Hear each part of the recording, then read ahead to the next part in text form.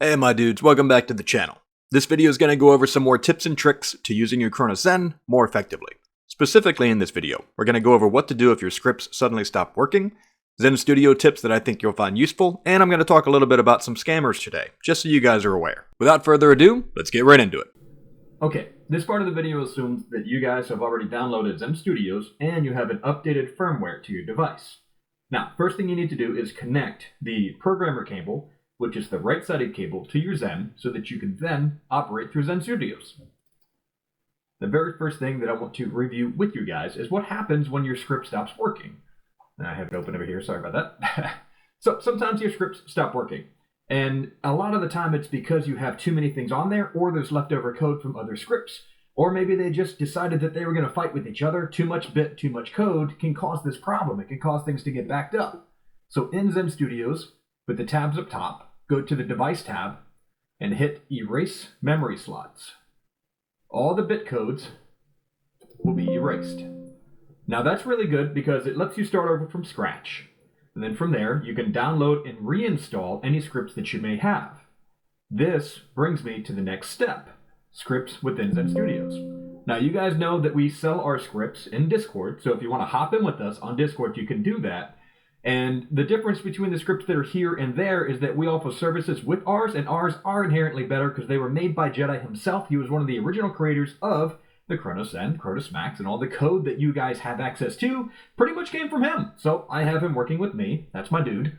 Now, if you want to get a script from Zen Studios, right in here, you can come down to the bottom left, type in, let's say, COD, for example. Hit the search icon. From there, it'll retrieve the different COD scripts that are available. And there's some good ones here. Basketball shooting script. I didn't know that was a thing in COD. Pretty cool. Oh, that's not. Just one of the guys creates them. Okay. So right here you can see Call of Duty Classic, Zombie Farm, Zombie Aim. Pretty cool. Let's erase that. If you don't prefer that method, another way would be to come up to this tab right here, Show All. Click on that and scroll down to Shooting. And the different shooting scripts will then pop up and you can download from there. So those are just a couple of different things you can do to help find your script. And scripts really are not that hard to both find and utilize, but there is a bit of complication. This leads me into the next thing. If you want to quickly download one of these, you can click on this right here, the download icon. It looks like an old school floppy disk. Thank you for that, Mr. Cronus Zen, dude. So these guys, okay, let's go over this. So downloading that, now it directly downloads from your library to your compiler. Okay, so pretty cool. It's all right there. The green text, this is, I believe, in Spanish. Yep, so todo si, aquí, forgive my Spanish accent there. But the creator of the script is in Spanish, so it might be hard to understand the instructions. Luckily, you can put them in Google Translate. And here's all the different options that it has in this script. You can change and modify this if you want, by the way. But that will be totally up to you, and you're taking a bit of a risk there because if you do not understand what the code means, then you might mess something up. So then going into Programmer, as we see right here, that's where you would download your scripts as well as anything else you have. So you see, this is Game Packs, and I downloaded the script. Let's go back to that. I hit the download icon. It popped up in Compiler, and now under the Programming tab, these are Game Packs. When you look at the left-hand side, it says Zen. Just below that, GPC script, that's the script right there. What I would do is click it and drag it, and now you have that script on your Zen. You would hit the save icon, program device, and once that's all said and done, you now have a script on your Cronus Zen that you can utilize while playing this game, which is Black Ops 6. Okay, let's move on to the next thing. One final trick within Zen Studios that I want to talk about before I talk about scammers is in the Programmer tab. Sometimes, again, if the scripts bug out on you for any reason, always make sure you have a backup. Now, within the game packs, I find there's a couple of really good ones that you can keep as backup. I personally like the Call of Duty Beam, which is pretty good. I was enjoying that one the other day. And I always fall back to Doom Eternal. That is my go-to. We have a script called Midnight that mimics this, but has a little bit more on the option side of things. So you get more options for aim assist, and you get more option for recoil. And the next video I'm going to go over goes over what we call progressive anti-recoil, meaning it starts and stops at a certain point, midway through the actual firing of the weapon, so that the thing will then have an anti-recoil at the initial recoil phase, and then it will continue to pull down only at a certain set point. I have to explain it better than I just did. I apologize for that. So, backup game packs, Doom Eternal. That way, while you're playing in-game, if your script messes up on you, you can then use this as a backup, have it preset, or you can set it up on the fly and then go about playing your game. So then once you get done with your game or you want to back out of it, you can then come and fix your scripts the way that I mentioned in the beginning of the video.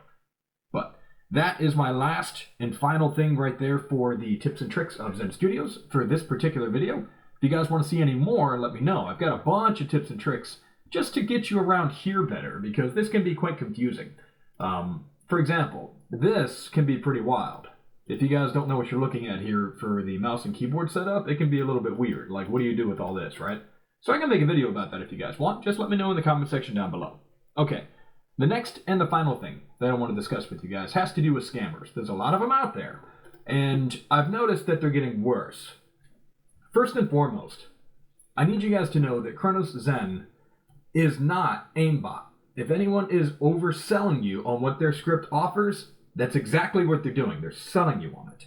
And I want it to be the one to be transparent with you so that you guys understand where my information and my heart is with all this. I believe this to be a very, very efficient accessibility tool, but it does provide a competitive edge. I will not say it's a competitive advantage, because I don't believe that it is. No more so than somebody that has a better monitor or a better gaming mouse or a better gaming keyboard. Those are all things that you can purchase that are accessible items. You can buy them, and this also helps. Cronus Zen also helps with accessibility. That's my view on this, and this is coming from years of experience. So if you do not believe me, or if you do not want to take my word for it, buy one, use it for yourself, save the receipt so you can return it.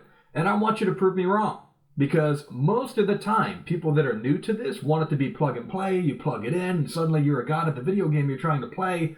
Not how it works, my dude. It's a controller emulator device, and it helps with accessibility for someone like myself who has issues with his hands, who has motor control issues. But anyway, back to scammers. Scammers are trying to sell our scripts for more money, as opposed to just you joining the Discord and buying it directly from us and getting the service from us. What they do is they buy our script, they download whatever they have, and then they try to sell it for like triple the price. Anyone who's promising you something that does not exist should not be trusted with this.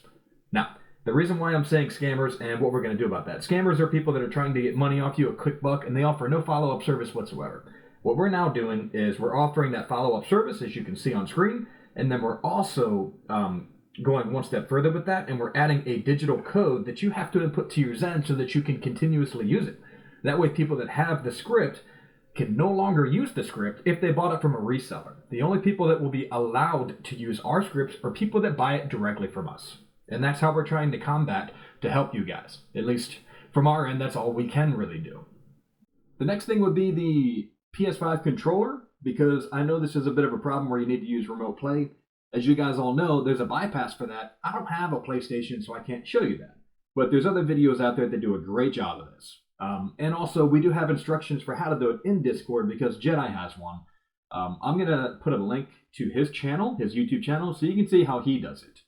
But there's a couple of different ways to get remote play. This little thing over here, a PS5 support, that right there is their way of getting around it so you don't have to be plugged in. It's a wireless feature. And that works, there's my editing. That works with this thing, the ZenLink configuration. So as you can see right there, all of this would need to be input, and that would then go directly to this so that you have latency-free support, or at least so you wouldn't have to have your devices connected through remote play to your router. But the thing that I see people mess up on a lot in the device tab is this right here. Sometimes the automatic output protocol for emulation mode does not always work. You may need to actually click the controller. So I would say leave this here and then make sure you have your controller, whichever one you're using, PC or anything like that. Put it at auto. Auto usually works. If for whatever reason it does not, then make sure you put it on the one that you're trying to use. Okay, that's usually what gives people grief when it comes down to the actual controllers. So if the controller is just not registering for any reason, click on the console that you're trying to use and then use it in game. Thank you guys so much for checking out the video today. Hopefully you found it useful. Remember, I love all you guys, and let's keep it Zen out there.